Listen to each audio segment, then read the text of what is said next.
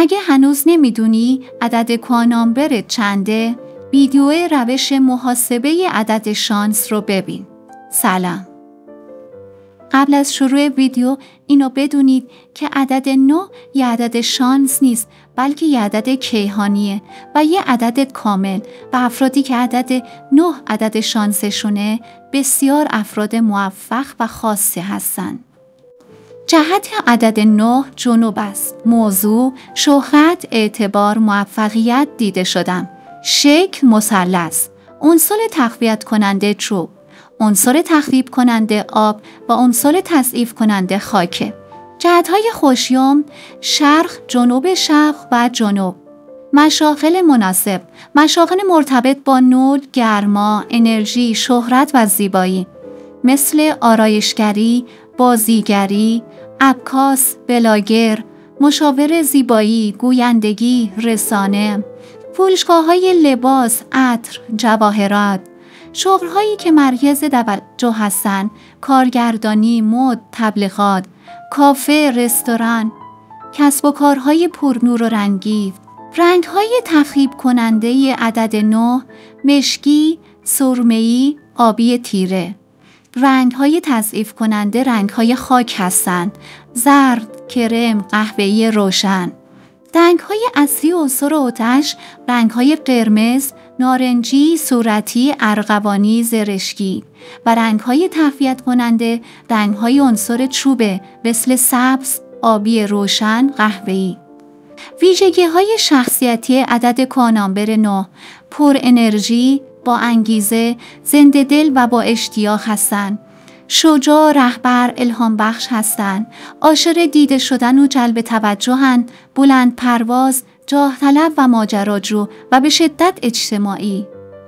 اما ممکنه زود رنج، زود خشم و یا پرخاشگر شوند. خوراکی‌های مناسب عنصر آتش: فلفل، زنجبیل، دارچین، زرشک، تمر هندی، چای ترک، گل گاوزبان، گوشت قرمز، میوه‌های قرمز مانند گیلاس، انار، توت فرنگی، شکلات تلخ. استایل پوشش خانم‌ها: لباس‌های جذب و پر انرژی، مانتوی قرمز یا صورتی با برش‌های تیز، شال یا روسری با طرح شعله یا خطوط زاویه‌دار.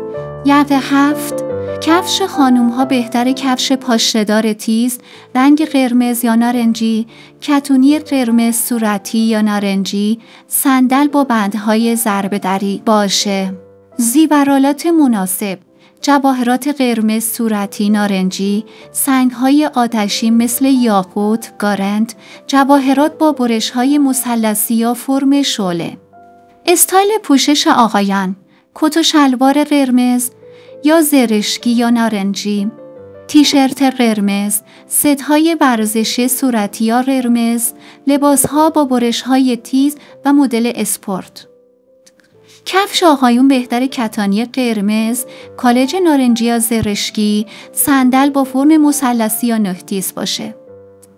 مدل مو بهتر طرح وسط باز بشه یا برش 7 باشه. حالت شعله با موجهای تیز.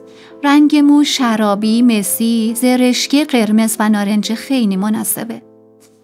میکاپ خانم‌ها: آرایش درخشان، سایه‌های گرم، هایلایتر و شاین زیاد، رژگونه پررنگ، رژ لب قرمز صورتی یا نارنجی باشه. فرم ناخن برای خانم‌ها بهتره تیز یا مثلثی باشه. رنگ‌هاش قرمز، صورتی، زرشکی، نارنجی، بنفش و گلی. آموزش بعدی ما ویدیوهایی است در مورد اهمیت جهت‌ها در فنگ شوی. اگه می‌خوای خونه‌ای داشته باشی پر از انرژی، بهتره که ویدیوهای بعدی رو دنبال کنی. من تو این پیج تلاش میکنم تمام نکات فنگ شوی رو گام به گام براتون توضیح بدم. برای آموزش کامل فنگ شوی ویدیوهای منو دنبال کن و پیج منو سابسکرایب کن.